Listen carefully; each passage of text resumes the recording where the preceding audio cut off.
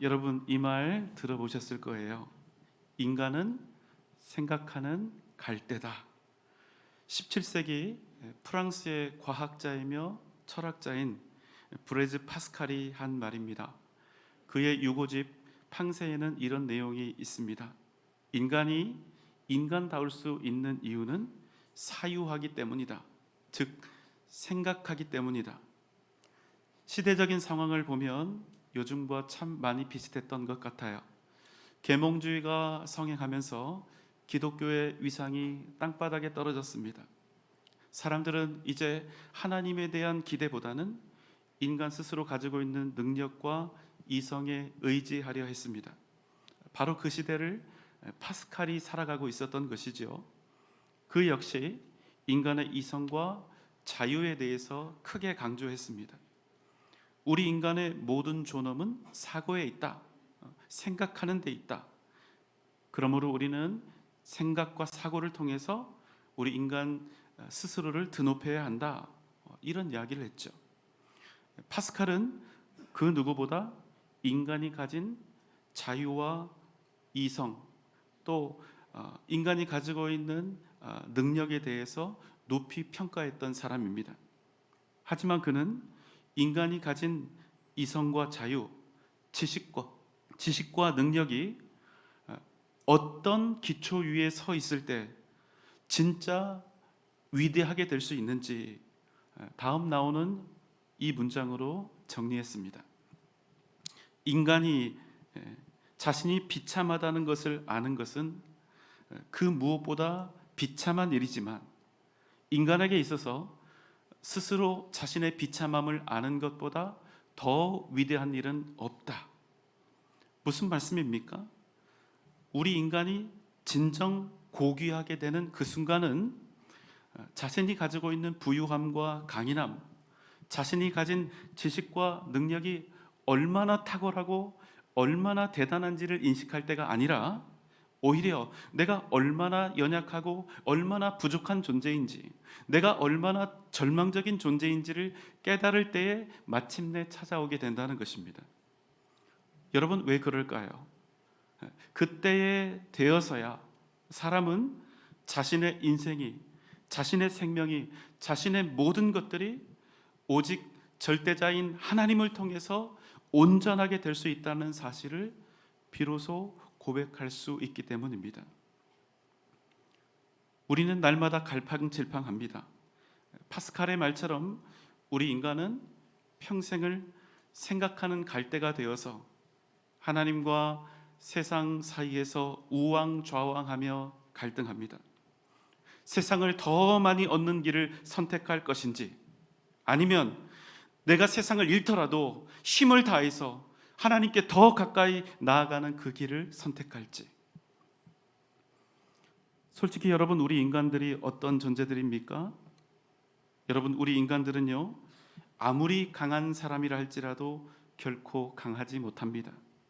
아무리 부유한 사람이라 할지라도 결코 부유할 수 없습니다. 아무리 지식이 뛰어난 사람이라 할지라도, 아무리 사색이 깊은 철학자라 할지라도 결코 그 지식이, 그 생각들이 영원할 수가 없습니다. 왜 그렇습니까? 우리 인간은요, 연약하기 그지없는 존재들이기 때문입니다.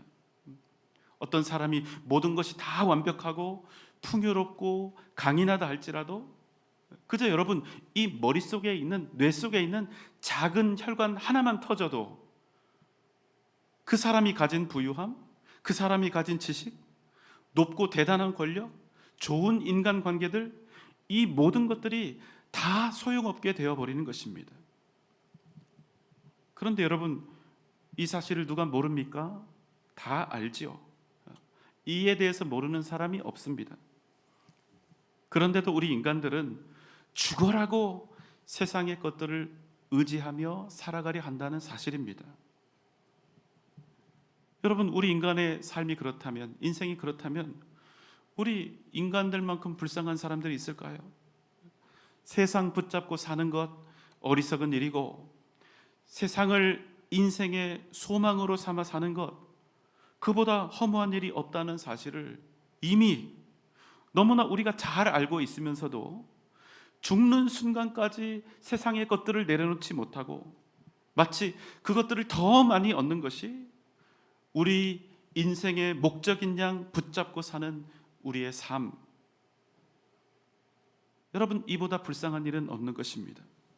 전도서 1장 7절 8절입니다. 모든 강물은 다 바다로 흐르되 바다를 채우지 못하며 강물은 어느 곳으로 흐르든지 그리로 연하여 흐르느니라.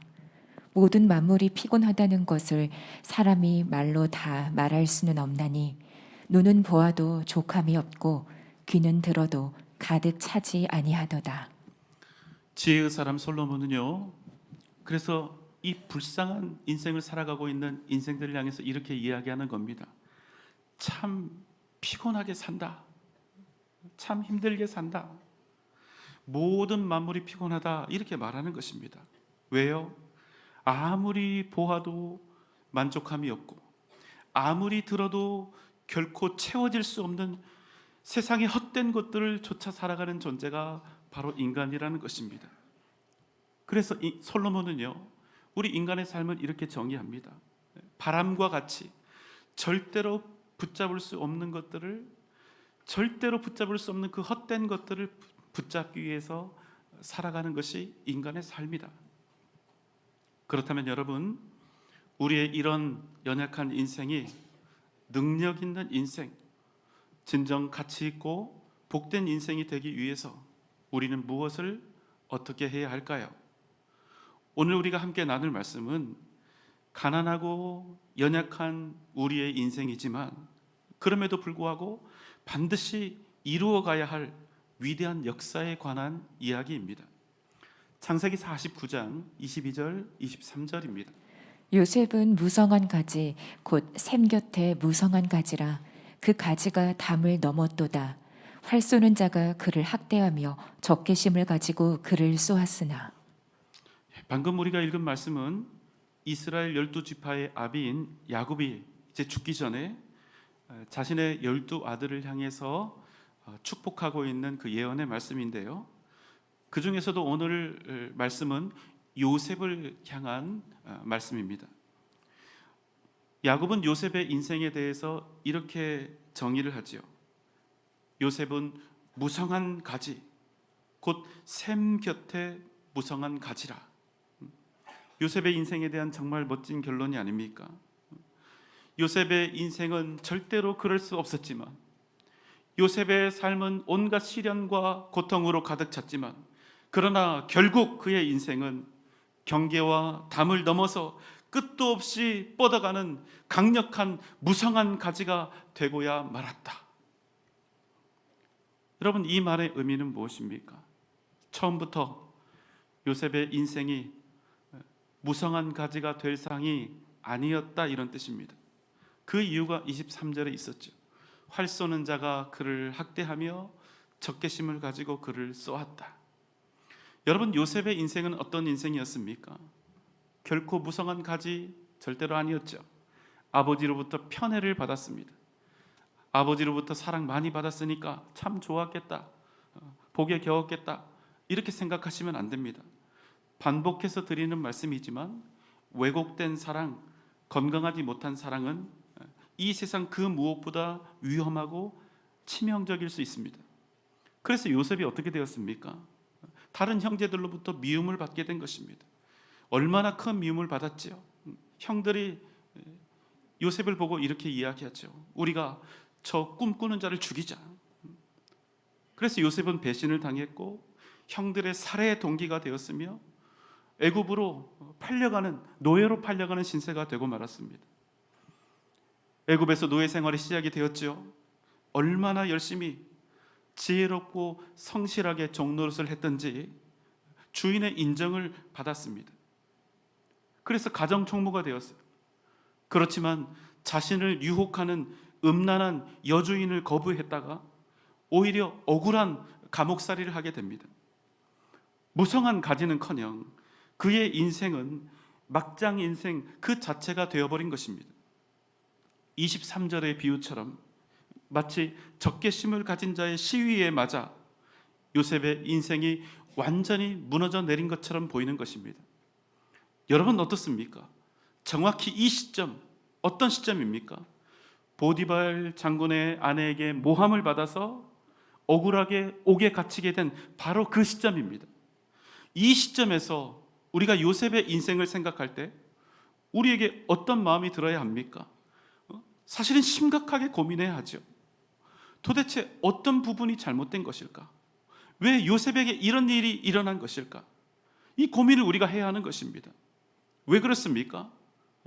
요셉이 지금 당한 일은요, 소위 믿음의 사람들, 하나님을 온전히 의지하며 사는 사람들에게는 절대로 일어나서는 안 되는 일이니까. 여러분 제 말씀 이해하시겠습니까? 우리는 이미 요셉의 인생 그 모든 스토리를 다 알고 있습니다. 그가 17에 노예로 애굽에 팔려왔지만 13년 후 그가 30살이 되었을 때는 그가 어떻게 됩니까? 애굽의 총리가 된다는 사실을 우리가 이미 알고 있습니다. 그러니 우리는 당연한 결론을 내려버리죠. 믿음으로 살아야 한다. 하나님만 의지하며 살아야 한다. 그럼 하나님께서 보호해 주시고 반드시 생명을 얻고 승리하고 영광을 얻게 하신다. 아멘. 이렇게 정의를 내려버리는 거죠.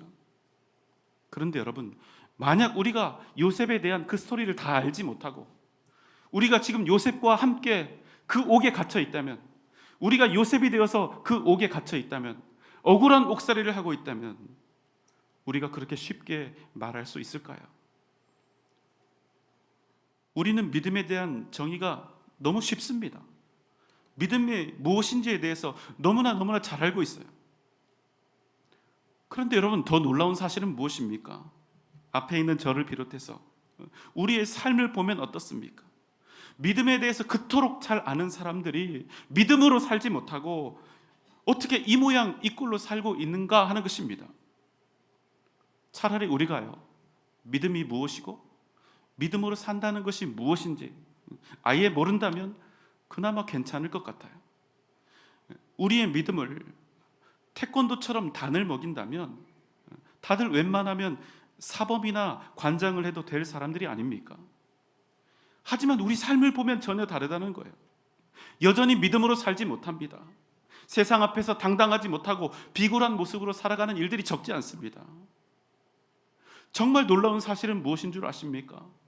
우리의 믿음의 연차가 늘어가면서 믿음에 대한 지식, 성경에 대한 지식, 하나님에 대한 지식은 더 높아지고, 그래서 옳고 그름의 판단은 더욱 단호해지고 사람들 더 잘 비난하고 잘 판단하는데, 그러나 우리의 삶은 하나도 변하지 않았다는 사실입니다. 여러분, 우리가 믿음이 무엇인지 몰라서 믿음으로 살지 못합니까? 그거 아니지 않습니까?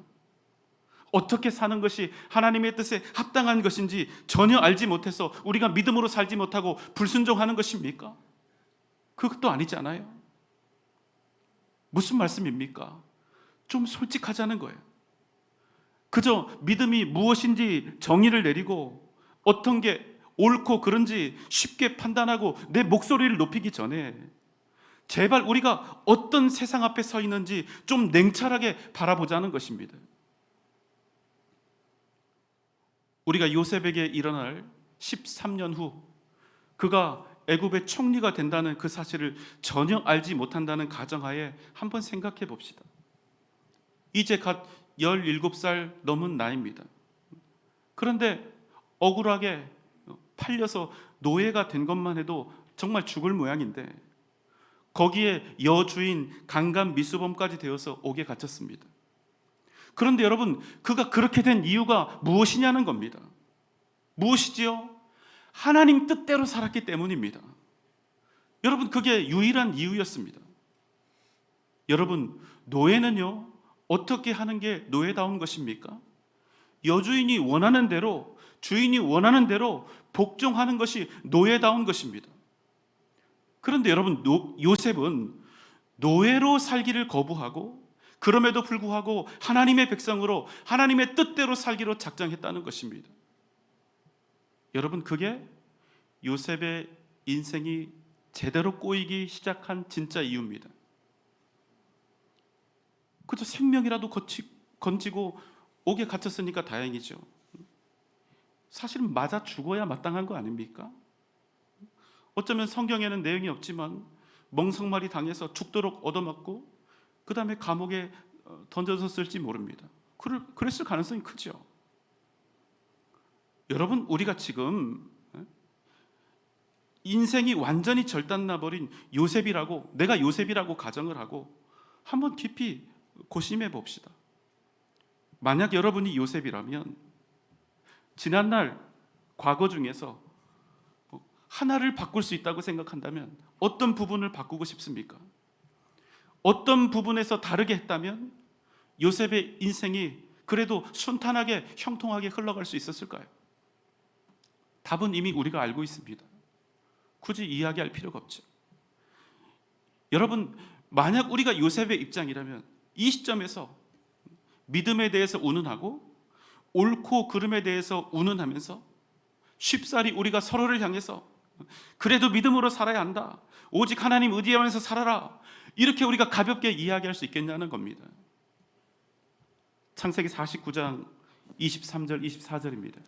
활 쏘는 자가 그를 학대하며 적개심을 가지고 그를 쏘았으나 요셉의 활은 도리어 굳세며 그의 팔은 힘이 있으니 이는 야곱의 전능자 이스라엘의 반석인 목자의 손을 힘입음이라. 요셉의 인생은 적들이 쏜 화살들이 온몸에 박히는 그런 인생과도 같았습니다. 그러나 오늘 본문은 그에 대해서 뭐라고 말씀하고 있습니까? 하지만 요셉의 홀은 도리어 굳세며 그의 팔은 힘이 있으니 이는 야곱의 전능자 이스라엘의 반석인 목자의 손을 힘입음이라. 요셉은 자기 인생에 닥쳐온 화살을 다 맞았습니다. 하나도 피할 수가 없었습니다. 그러나 여러분, 그가 약하지 않았다는 것입니다. 그가 무력하지 않았다는 것입니다. 그럼에도 그가 여전히 소망으로 넘쳐났다는 것입니다. 어떻게 해요? 그가 목자의 손, 살아계신 여호와 하나님의 손을 힘입었기 때문입니다. 우리가 이렇게 기도하죠. 주님, 내 손을 붙잡아 걸음을 인도해 주십시오. 주님, 그 권능의 손으로 나를 붙잡아 세워 주십시오. 그런데 여러분, 사실은 이 기도가 절대로 쉬운 기도가 아닙니다. 하나님의 손을 의지한다는 것은 어떤 의미입니까? 내가 하나님의 손을 힘입어 산다는 그 말의 진짜 의미는 무엇일까요? 그저 내가 힘들고 어려울 때 주님을 의지합니다, 이런 의미일까요? 주님, 나 지금 너무나 힘들고 고달픈데 어려운데 내 손 좀 붙잡아서 좋은 대로 편한 대로 좀 인도해 주십시오, 이런 말씀입니까? 아니라는 거예요. 여러분, 요셉의 인생을 보십시오. 요셉처럼 약하고 요셉처럼 가난하고 요셉처럼 억울하고 요셉처럼 절망적인 인생을 살아가고 있는 사람이 세상에 얼마나 되겠어요? 정확히 이 부분에서 우리가 잊지 말아야 할 것이 하나 있습니다. 무엇일까요? 요셉의 인생을 그렇게 밑바닥까지 끌고 내리신 게 바로 하나님의 손이었다는 사실입니다. 그래서 그는 고통당했습니다. 억울함과 답답함도 겪었습니다. 절대로 자신의 힘으로 해결할 수 없는 그 시련들 앞에서 무려 13년 동안의 긴 세월을 보내야 했습니다. 그런데 여러분, 놀라운 사실은 그가 그럼에도 불구하고 하나님의 손을 의지했다는 것입니다. 무슨 말씀입니까? 그저 자신을 기쁘게 하고 즐겁게 하고 안전하게 하고 풍요롭게 하는 그 손만이 아니라 자신에게 시련과 고통을 허락하시는 그 손도 변함없이 의지했다는 사실입니다.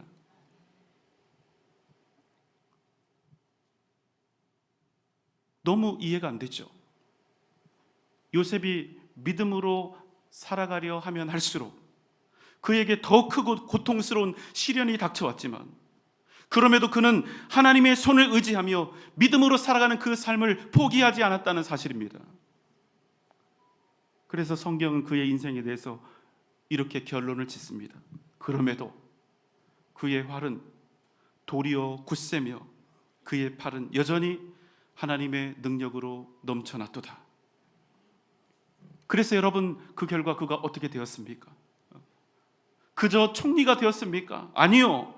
그가 애굽의 판례와 노예가 되고 죄수가 되었던 것은 단지 애굽의 총리가 되기 위함이 아니라 이스라엘이라고 하는 한 민족을 살리고 구원하는 사명을 감당케 하기 위한 것이었다는 사실입니다. 창세기 45장 5절로 8절입니다. 당신들이 나를 이곳에 팔았다고 해서 근심하지 마소서, 한탄하지 마소서. 하나님이 생명을 구원하시려고 나를 당신들보다 먼저 보내셨나이다. 그런즉 나를 이리로 보낸 이는 당신들이 아니요 하나님이시라. 하나님이 나를 바로에게 아버지로 삼으시고 애굽 온 땅의 통치자로 삼으셨나이다. 사랑하는 여러분, 잊지 마십시오. 하나님의 손은 때때로 우리를 험난한 가시밭길로 이끌어 가십니다. 때때로 하나님의 손은 혹독하리 많지 우리의 인생을 흔들어 놓습니다. 너무나 고통스러워 견딜 수 없는 상황에 던져 놓기도 합니다. 하지만 여러분, 그럼에도 그 손은 어떤 손입니까?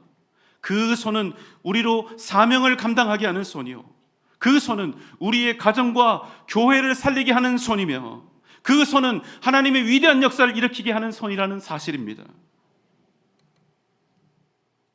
우리에게 찾아온 고난과 역경, 여러분에게 찾아온 고난과 역경이 하나님의 뜻이니 무조건 참고 인내하라, 그것이 믿음이다, 지금 이런 말씀 드리려는 것이 아닙니다. 우리가 믿음으로 살고 있지만 그럼에도 우리 인생에 닥쳐온 고난과 시련은 여전히 우리를 아프게 하고 쓰라리게 하고 고통스럽게 합니다. 그러나 그럼에도 이 시점에서 우리가 기억해야 할 것이 있습니다. 우리가 바로 거기서, 그 지점에서 하나님 당신의 손을 경험하게 될 것이라는 사실입니다. 하나님의 손은 긍휼과 자비의 손입니다. 하나님의 손이 닿으면 반드시 생명과 구원의 역사가 일어납니다. 그렇지만 여러분, 이 말을 오해하지 마십시오. 하나님의 손이 우리를 무조건 편안하고 안락하고 풍요한 곳으로 이끌어가는 것이 아닙니다. 하나님은 때때로 새 것을 만드시기 위해, 더욱 위대한 역사를 이루시기 위해 먼저 무너뜨리는 작업을 하실 때가 있습니다. 우리를 생명으로 인도하시고 우리로 승리와 구원의 역사를 채우시기 위해 우리의 인생을 먼저 무너뜨리는 작업을 하시는 것입니다. 때때로 큰 절망과 좌절 속에 빠뜨리고 아픔과 통증으로 가득하게 하십니다. 그래서 숨도 못 쉬고 신음소리도 내지 못할 만큼 상하게 하시고 가난하게도 하십니다. 내 인생이 이제 정말 끝났나 보구나, 더 이상 방법이 없구나, 이렇게 나의 모든 욕심과 거짓된 의로움을 다 내려놓을 때까지 하나님은 기다리시는 것입니다. 내가 의지하고 있는 세상의 모든 것들이 다 무너졌음을 내 스스로 인정할 때까지 하나님은 기다리신다는 거예요. 바로 그때 하나님은 우리를 일으키시고 우리를 완전히 새롭게 하시는 것입니다. 우리를 하나님의 크신 은혜와 능력으로 채우셔서 더 위대한 역사를 이루는 믿음의 사람으로 우뚝 세우시는 것입니다. 여러분, 잊지 마십시오. 우리가 만약 주님의 손에 붙잡혀 살고 있다면 우리 인생의 결단코 끝은 없습니다. 만약 우리의 인생이 무너지고 있는데 그 무너짐이 하나님의 손에 의해서 무너지고 있다면 그 인생은 끝장나는 인생이 아니라 완전히 새롭게 되는 인생인 것을 여러분 기억하시기 바랍니다. 무엇보다 중요한 것은 무엇입니까? 내가 지금 어떤 현실, 어떤 형편, 어떤 상황 속에 있는가? 여러분, 이것이 중요한 것이 아니라 그럼에도 불구하고 나는 여전히 주님의 인도하심을 신뢰하고 있는가? 여러분, 이것이 중요한 거예요. 이것이 바로 우리가 주님의 손을 힘입어 사는 것입니다. 그저 내게 좋은 것을, 내게 편안하고 안락한 것을, 내게 형통한 것을 구하는 삶이 아니라 하나님의 뜻을 구하는 것, 그것이 바로 주님의 손을 힘입어 사는 것입니다. 그럼 어떤 일이 일어납니까? 내게 닥쳐온 고난이 보이는 것이 아니라 그 고난 속에서 하나님의 뜻이 보이고 내게 주신 사명이 보이는 것입니다. 적지 않은 사람들이 사명을 포기하고 그저 생존을 위한 인생으로 용도 변경되어서 살아가고 있습니다. 사명을 보지 못하고 고난만 보기 때문입니다. 고통만 생각하고 나를 붙들고 계시는 주님의 손을 생각하지 않기 때문입니다. 사랑하는 여러분, 여러분의 삶 속에 전능하신 하나님의 손이 함께하고 계심을 잊지 마시기 바랍니다. 어떤 시련과 고난이 여러분에게 닥쳐온다 할지라도 우리가 믿음으로 주님을 바라보고 있다면 사자처럼 세상 앞에 담대하시기 바랍니다. 그 모든 것들을 사명으로 알고 믿음으로 감당하십시오. 반드시 여러분을 통하여 위대한 하나님의 역사가 나타나게 될 줄 믿습니다. 오직 믿음으로 승리하는 복된 여러분 되시기를 주님의 이름으로 축원합니다.